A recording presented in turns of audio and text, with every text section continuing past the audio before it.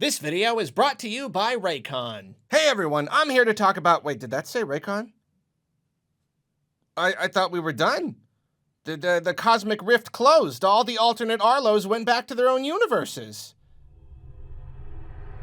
Right? Whatever! It's been nearly 2 years, and my Raycon everyday earbuds are still a regular part of my everyday life.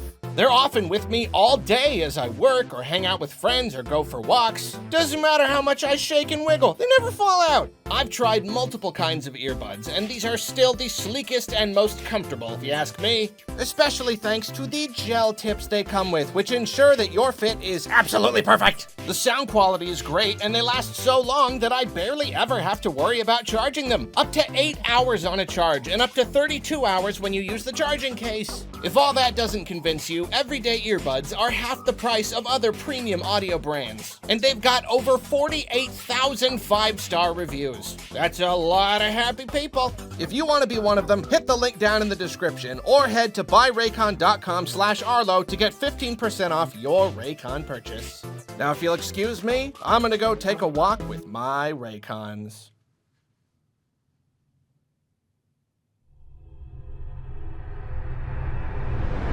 No cap. So I'm working on the Pokemon review, and you know, it's a pretty big project, and I keep thinking, man, this is gonna take a while. I really wish I had something to put out in the meantime, you know, just like some like fun, topical, you know, just like easier, fun kind of discussion video to kind of put out while people are waiting for the bigger scripted content. And I'm literally thinking that, and then I click over to Twitter, and 6 minutes previous, literally 6 minutes previous to me thinking that Nintendo gave us the news.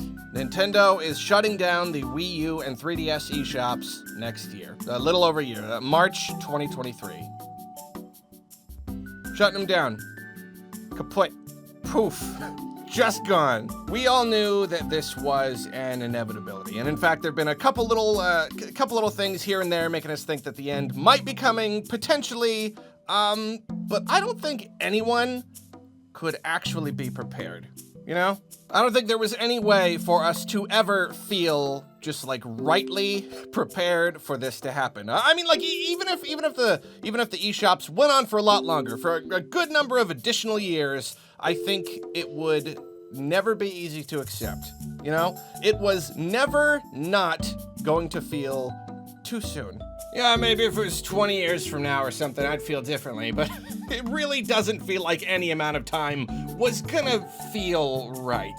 And let the record state that I do believe this is too soon. It's just like, I don't know, the Switch, it's almost 5 years old, half a decade or something, but it's really not that long. And like, playing 3DS games, having new 3DS games come out, that's a recent memory. I mean, I know I'm getting old, and everything kind of feels like recent memory, even when it wasn't. But like, WarioWare Gold came out like 3.5 years ago.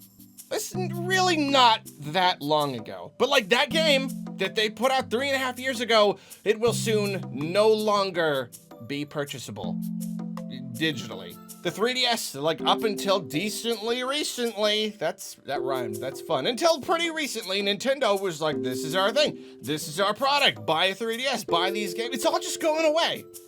It's all just going away. And you don't need me to tell you that there is a tremendous amount of utility on these systems. You know, the Wii U is the only place to play a whole bunch of classic games. They have the Virtual Console on there, you know, Game Boy Advance games, a bunch of Wii games, like tons and tons of stuff. And then the 3DS, I mean, like, the digital marketplace there was great. So many awesome digital games. Lots of great retail ones too. Lots that did get physical releases, but like so many great ones that are just, you know, I mean, third party and first party. Look at something like Harmonite.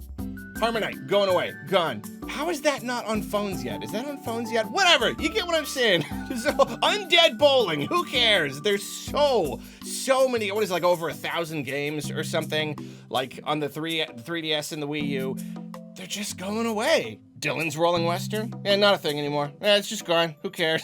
And we're lucky that this didn't happen earlier, because when Metroid Dread was revealed, copies of Samus Returns got super duper expensive because suddenly they were in high demand. And it's lucky that lots of people were able to be like, okay, well, I don't care about physical, so I'll just, spend the retail price of $40 to get it digitally. And that was great. That's a really awesome option for people who don't want to pay a bunch of money for physical games. I mean, come on, it's always kind of been an issue getting used games. The rare ones have always been really expensive, but even just in the last few years, this bubble has inflated like crazy. The used games market has just, it's gone nuts.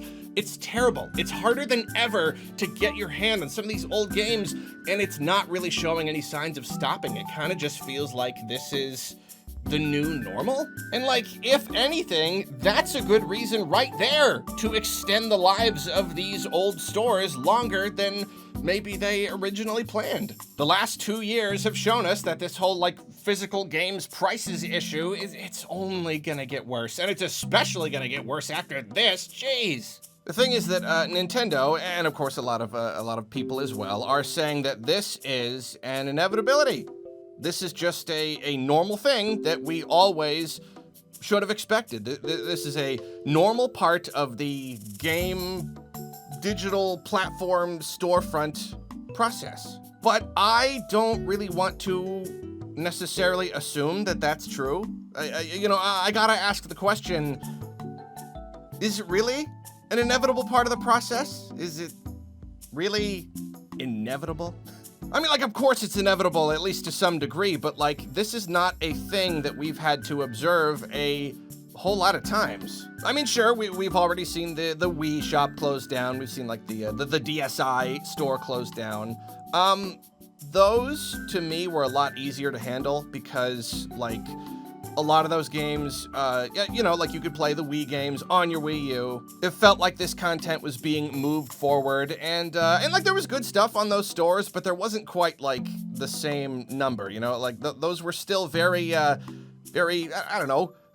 early digital storefronts. This whole idea of a digital games marketplace is still a relatively new idea in the grand scheme of things. This is still technically new territory. The rules are being written right now. The reality is whatever reality these companies want to make. You know what I'm saying? I mean, technically speaking, they could run these stores forever if they wanted to. There's no rule here. These are not expiring items, Or if not forever, just at least a good deal longer. They could go for another 10 years if they wanted. No one is stopping them. Because games can't stay on shelves forever. There's, physical media, it takes up an actual space. New games come out, old games get old. You can't have them on shelves forever, but that's the thing about a digital storefront. That's the whole point, is the convenience. That's the whole point, is to have the entire store open to you at all times. Digital storefronts are supposed to solve the problems of brick and mortar stores. Digital does what physical just can't. And I know the obvious answer here is probably that these companies don't really want you to have access to these forever. That's the whole thing that everyone's always been scared of digital. They don't like the idea of this exact thing happening. And you can download your games and have them on your system, but if something happens to the data or your system or your account or whatever, then they're gone. And of course that's a problem with digital. We all knew we'd have to face that problem someday, sure. But I don't know, I'm not gonna just sit back and be well, that's just the way it goes, again, I just want to remind everyone, this is a conscious decision on their part that they don't necessarily have to do, and we have to think about the why. And then, like I said, the obvious answer is they just don't want you to, especially because it's Nintendo. That's the obvious answer. This is Nintendo. They want to control the content that you have. They don't want you to enjoy a game if they decide they are done letting you enjoy that game. To them, games really do expire. That game is expired. Throw it away. Please remember it for nostalgia reasons so you buy future games, but don't play the game. We don't want you to actually play it. And then other possibilities, it's possible that it's not really worth the money to like maintain the servers or whatever anymore. That one's a little bit harder for me to believe. Like, they have the infrastructure for all this stuff. They're big companies, even if they're only pulling in a small amount of money, like especially the 3DS. People are still, like, the Wii U failed. I kind of get why they want to just like, okay, just forget the Wii U. Sure, I still don't like it, but I understand it a bit more. But the 3DS was widely successful. People are still playing the 3DS. I mean, like, obviously the Switch came, stole its thunder. Switch is the main thing right now. But, like, there are still people. I was just talking to my friend the other day, and I was trying to get him all excited to play Pokemon Legends Arceus, and he doesn't have a Switch, because he's like, I still got this giant stack of 3DS games I gotta play. I'm not gonna get a Switch anytime soon. So, like, the idea that, like, there are so few people that it's not even worth, like, keeping the servers up anymore, I don't know. This doesn't really hold a lot of water. And there could be some technical security reasons I don't know about, but at least from my ignorant perspective, dumb. And then, of course, maybe Nintendo didn't want the competition with the Switch. They probably, like, I mean, I always imagine them, like, thinking about the Wii U and kind of grumbling to themselves and being like, I can't believe we let people have all that classic content on the Wii U. I mean, like, that's why they really abandoned the Wii U. They were just disgusted with themselves that they let us play these games. Metroid Prime Trilogy for $20? Are you kidding me? No way. But, like, yeah, no, seriously, like, it's not competition. It's not. I'm not really willing to. I don't know. I don't think that is a thing. You can barely even get a Wii U anywhere, And while we're talking about potential, like, excuses and stuff to, like, write all this off, I know it was inevitable. You got a lot of people being like, well, you had all this time to play the games. It's your fault. Or now you know. They're giving you a year notice, so go do it. I don't even want to entertain that idea with a response, but it's just not that simple. The world of video games, it's not that simple. Even a couple of years from now, when all of this stuff is shut down, there could be a person who, a kid who picks up a 3DS and goes, hey, wait, this is a really cool thing. It had a library of like 1,000 million cool games. Cool. Oh, I can't have them anymore though. I gotta spend a bunch of money on physical copies, even though that's just not required anymore. Old Super NES games, makes sense, limited number. Digital copies, no limit. And like, everybody plays games at different times of their life. Basically, that's just not a good argument, okay? It's just not. Like, you had time, or you have time. It's just, just no, okay? Now, a lot of the problem here with this case specifically is the particular nature of Wii U and 3DS games. There are a lot of old systems out there, but it's a lot easier for companies to port that stuff over to newer stuff and for people to emulate the games and all that. But the Wii U and 3DS, like with the 2 screens and the touch screen and all the gimmicky little bells and whistles and stuff, it was very unique hardware, and that's going to make it a lot harder to bring these games to people in the future. Less of a chance of Nintendo just straight up porting it over, sticking it on NSO or whatever. And I presume it makes it at least a bit more complicated to emulate these old games. I mean, people do it, but it's not nearly as accessible and straightforward. A tremendous amount of games are going to functionally die, just die when all this shuts down. I'm gonna make a pretty big statement here. This might be controversial, especially to anyone at Nintendo, because I know they would certainly disagree with me on this. Hardware gimmicks, innovations are basically the lifeblood of modern Nintendo. But I feel like this kind of stuff really hurts the longevity of their games. I've felt this way for a while now, but this situation makes me feel more sure than ever. This is a subject I really want to do like a whole entire video on, especially because just throwing the opinion out there is more likely to get people just mad at me or whatever. But here's the thing. The weird stuff that they do, motion controls, all that, like, it is cool. I like what it opens up, but it really, really hurts the longevity of these games. it is so much harder to pass them on to future generations. It's so much harder to just have a good way to play them. You know, you get something like Super Mario Galaxy and the 3D All-Stars collection. Like, you have to make some sacrifices to the controls just to bring them to us. And we loved the Galaxy games not because of any of that stuff. None of it. The pointer controls and the shaking, absolutely none of it. We loved it. We loved them because of the games themselves. The gimmicks are just things that get in the way now. We love Nintendo's like big, crazy, evergreen masterpiece games, not because of the gimmicks, but despite them. And Nintendo needs to work to create an ecosystem where their games can be passed on to new hardware and preserved. And of course, they might not want that again because they just have a weird thing about old games. They don't always want that, but at least I'm trying to look at this practically, reasonably.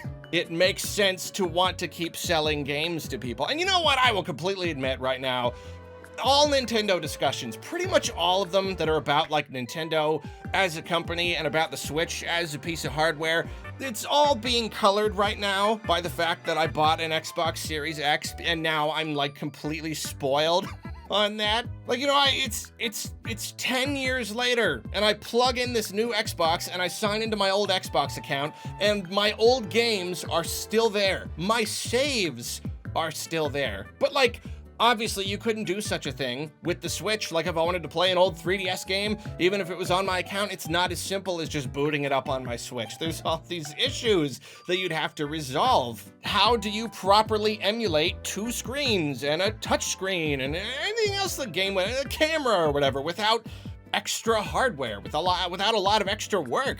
Again, though, I'll talk about that whole thing later, but like, yeah, basically, like, Wii U and 3DS, like, it's showing that, like, it's not easy to preserve these games and pass them forward.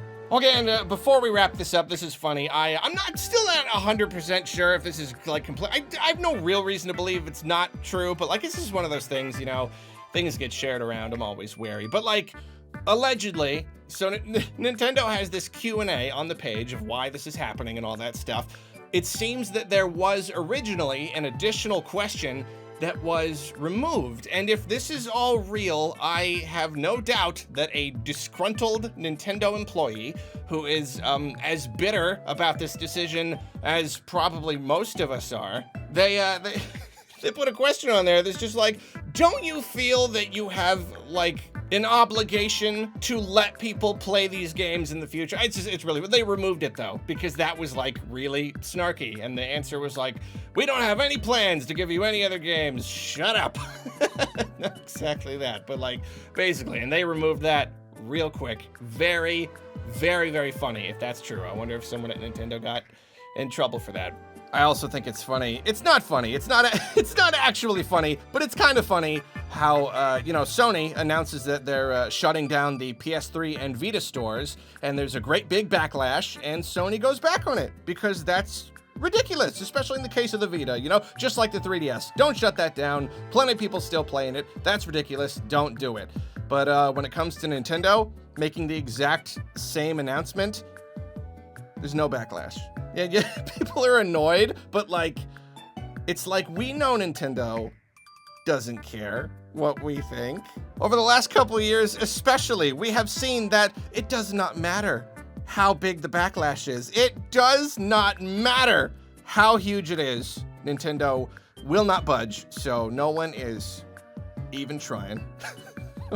And it is grimly humorous in its own way. Well, everyone, now's your chance to go out and buy these systems and their games, even though they were probably already pretty expensive, and now they're gonna be even more expensive. So that's cool. Yippee, yippee-ki-yay, that's rad. My original model, non-XL, non-new 3DS is getting very long in the tooth, and I really wanted to buy a newer 3DS, and I didn't. And I thought because they're always in the store, but then they got discontinued, and I did not jump on buying one, and now they're super duper expensive. So that is another thing that is cool and rad and sweet. Cowabunga! So let me know what you think about all this down in the comments, and